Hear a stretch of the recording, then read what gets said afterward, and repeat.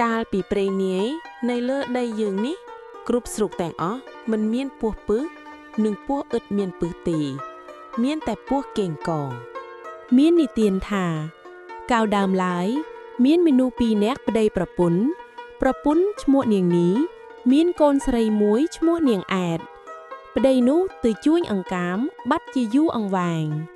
ថ្ងៃមួយអស់បងប្អូនជិតខាងគេបបួលគ្នាទៅរកឧសឯនាងនីឮគេថាបបួលគ្នាក៏ទៅជួយនឹងគេដែរយកនាងអែតជាកូនទៅផងលីដឹងចូលព្រៃបានឃើញឧសមួយធំនាងនីយកដឹងពុះឧសលុះពុះយូរបន្តិចទៅដឹងក៏រងអស់ធ្លាក់ទៅក្នុងរន្ធពោះនាងនីមើលទៅឃើញដឹងនឹងពស់កេងកងក៏និយាយនឹងពស់នោះឲ្យហត់ដឹងឲ្យឯពស់កេងកងឆ្លើយឡើងថាបើញៀងឯងដោយអញធ្វើប្រពន្ធអញទៅបអញឲ្យដឹងបើញៀងឯងមិនដោយអញមិនធ្វើជាប្រពន្ធអញទេនោះអញមិនឲ្យដឹងទេនាងនេះឮពស់កេងកងថាដូច្នោះហើយហេតុតែជាស្រីខូចក៏ទទួលព្រមថាលែងតែញាក់ឲ្យដឹងមកខ្ញុំចោះចាំល្ងាចសឹមឃ្លាំឲ្យមេអែតមកហៃពស់កេងកងឮនាងនេះថាដូច្នោះក៏ឲ្យដឹងមកនាងនេះផ្ដាំថាដល់ល្ងាចសឹមឲ្យមេអែតមកហៃហើយនាងនេះក៏ទូលឧសទៅផ្ទះជាមួយនឹងនាងអែតលុះដល់ប្រលប់នាងនេះក៏ប្រើមេអែតជាគងឲ្យទៅហៅពស់កេងកងនាងអែតទៅដល់ឈរនៅមាត់រន្ធពស់ហៅថាពស់កេងកងឲ្យនាងនេះឲ្យហៅឯពស់កេងកងឮហើយលូនចិនមកនាងអែតឃើញពស់ក៏ភ័យខ្លាចព្រឺស្ញើបអស់ទាំងខ្លួនប៉ុន្តែខ្លាចម្ដាយព្រោះម្ដាយប្រៅមកក៏ខំសង្កត់ចិត្តនាំពស់ទៅផ្ទះពស់នោះធំណាស់លូនទៅលើស្មៅបាក់រៀបអស់ដល់ផ្ទះហើយក៏ឡើងទៅដេកជាមួយនឹងនាងនេះនិយាយនឹងពស់កេងកងថាខ្ញុំមានប្តីឥឡូវនេះគាត់ទៅជួញអង្កាម 2-3 ឆ្នាំមកម្ដងពស់កេងកងសួរថាប្តីនាងឯងទៅប៉ុន្មានថ្ងៃប៉ុន្មានខែទៀតនឹងមកដល់នាងនេះឆ្លើយថាមិនដឹងជាប៉ុន្មានខែប៉ុន្មានថ្ងៃទៀតនឹងមកដល់ទេពស់កេងកងនិងនាងនេះក៏ដេកលក់ជាមួយគ្នាទៅដល់ជិតភ្លឺទើបពស់កេងកងលានាងនេះទៅរោងវិញនាងនេះផ្ដាំថាបើប្តីខ្ញុំមកខ្ញុំមិនឲ្យមេអែតទៅហៅទេអ្នកកុំមកបើប្តីខ្ញុំមិនទាន់មកនោះខ្ញុំប្រើមេអែតឲ្យទៅហៅអ្នកសឹមអ្នកមកពស់កេងកងក៏ទៅឯរោងខ្លួនវិញទៅរកតែល្ងាចនាងនេះប្រើមេអែតឲ្យទៅហៅពស់កេងកងនាងអែតខ្លាចម្ដាយក៏ទៅហៅតាមពាក្យម្ដាយប្រើប៉ុន្តែក្នុងចិត្តខ្លាចពស់នោះណាស់ត្បិតពស់នោះធំណាស់ហៅវែងផងមួយទៀតខឹងក្នុងចិត្តត្បិតម្ដាយសហាយនឹងពស់នាងអែតទៅដល់មាត់រោងហើយហៅថាពស់កេងកងឲ្យនាងនេះឲ្យហៅពស់កេងកងឮហើយលូនចេញមកហើយឆ្លើយថាអែតឲ្យថាអញមិនទៅឪពុកអែតនៅកាត់កអញដាច់នាងអែតឆ្លើយថាឪពុកអញទៅជួញអង្កាម 2-3 ឆ្នាំមិនទាន់មកដល់ពស់កេងកងឮនាងអែតប្រាប់ដូច្នោះក៏លូនអំពីរោងមកហើយចេះតែទៅមកតែសពថ្ងៃនាងនេះសហាយនឹងពស់កេងកងទាល់តែផើមលុះយូរបន្តិចទៅប្តីនាងនេះមកពីជួយអង្កាមវិញឃើញនាងនេះពួកធំនឹកសង្ស័យក៏សួរនាងអែតជាកូននាងអែតប្រាប់ឪពុកថាម៉ែគាត់សហាយនឹងពស់កេងកងតែវេលាប្រលប់កាលណាឲ្យឃ្ងំទៅហើយតែសពថ្ងៃឪពុកឮនាងអែតប្រាប់ដូច្នោះក៏និយាយនឹងនាងអែតថាដល់ល្ងាចហងឯងទៅហៅពួកនោះទៀតអញចាំកាប់វានៅមាត់ទ្វារហើយហងឯងកុំឲ្យម្ដាយហងឯងដឹង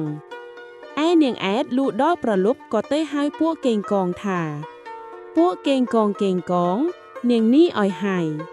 ពួកកេងកងឮហើយឆ្លើយថាអែតឲ្យថាអញមិនទៅឪពុកអែតនៅកាត់កអញដាច់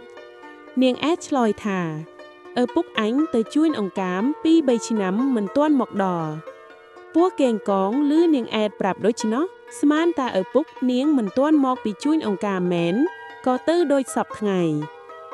ឪពុកនាងអែតកាន់ដាវពួននៅមាត់ទ្វារចាំកាប់ពស់កេងកងលូនចូលក្នុងទ្វារបន្តិចឪពុកនាងអែតកាត់កដាច់ហើយកាត់មួយកំណាត់ខាងក្រោយយកទៅដាក់លើសកាកមួយកំណាត់ខាងក្បាលយកទៅដាក់លើមេឃពុត្រាឯកំដាលខ្លួនយកទៅពន្លាក់ពន្លត់ស្បែកចោលហើយផ្ដាំនាងអែតថាកុំឲ្យម្ដាយហងអាងដឹងតែត្រូវទុកសាច់ស្លឲ្យម្ដាយហងអាងស៊ីឪពុកនាងអែតក៏លាងឈាមពស់ជ្រះអស់មិនឲ្យមានសល់ឯនាងនីពុំបានដឹងជាប្តីកាប់ពស់សាហាយស្លាប់ទេព្រោះពេលនោះនាងនីមិននៅទៅសួរបងប្អូននៅផ្ទះឆ្ងាយលុះព្រឹកឡើងនាងអែតយកសាច់ពស់មកស្លឲ្យនាងនីជាម្ដាយស៊ី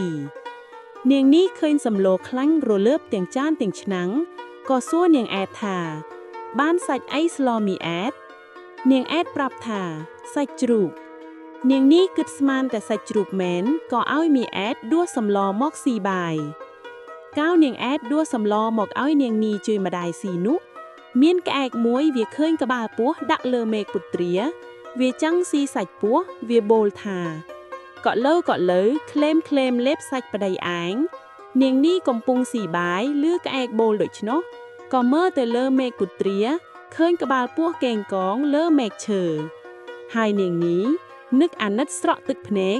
តែនាងពុំហ៊ានយំព្រោះខ្លាចប្តីដែលអង្គុយស៊ីបាយជាមួយគ្នាប្តីឃើញនាងនេះស្រក់ទឹកភ្នែកក៏សួរនាងនេះថាហេតុដូចម្ដេចបានជាស្រក់ទឹកភ្នែកនាងនេះឆ្លើយថា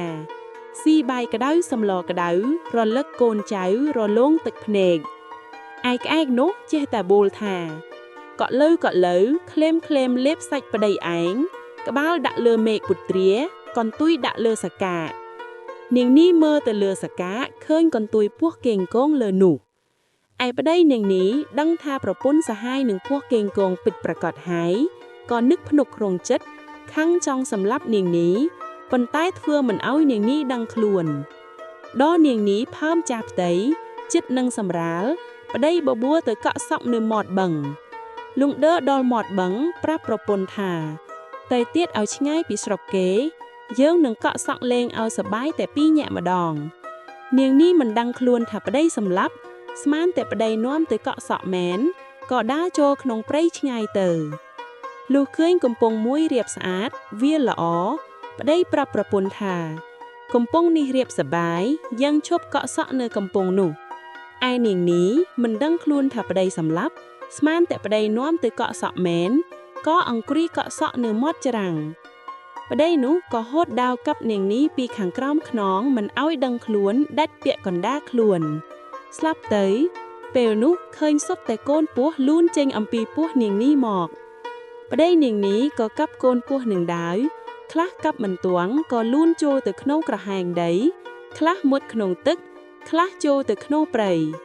ព្រោះហេតុនេះបានជាមានពស់ច្រើនបែបច្រើនយ៉ាងមកដល់ឥឡូវនេះ